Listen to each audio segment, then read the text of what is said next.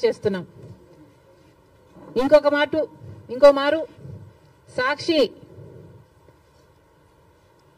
సాక్షిని నడుపుతున్న జగన్మోహన్ రెడ్డి గారు కూడా సమాధానం చెప్పాలి.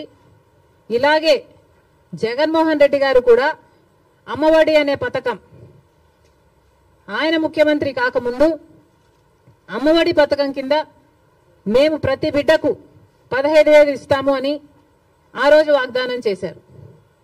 తర్వాత ముఖ్యమంత్రి అయ్యారు జగన్మోహన్ రెడ్డి గారు. ప్రతి బిడ్డకు 15,000 ఇవ్వలేదు, ఒక్క బిడ్డకు మాత్రమే.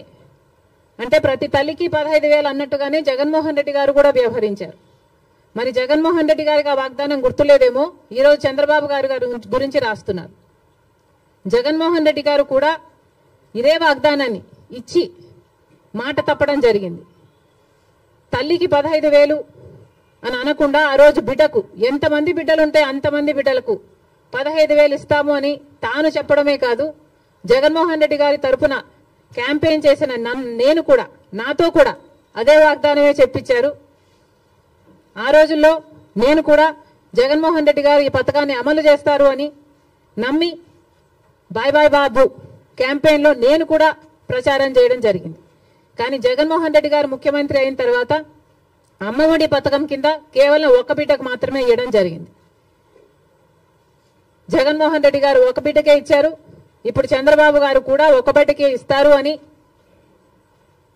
అర్థం వచ్చేటట్టుగా నిన్న జీవోలో ప్రతి తల్లికి 15,000 అని రాయటం జరిగింది. కాబట్టి చంద్రబాబు గారు దీని మీద క్లారిటీ ఇవ్వాల్సిన అవసరం ఉంది అని కాంగ్రెస్ పార్టీ డిమాండ్ చేయడమే కాకుండా ప్రతి బిడ్డకు మీరు వాగ్దానం చేసినట్టు సూపర్ 6 లో ఉన్న ప్రతి వాగ్దానము నిలబెట్టుకోవాలని కాంగ్రెస్ పార్టీ చంద్రబాబు గారిని కూటమిని డిమాండ్ చేస్తున్నాం. ఇక ఇటీవల క్రియేట్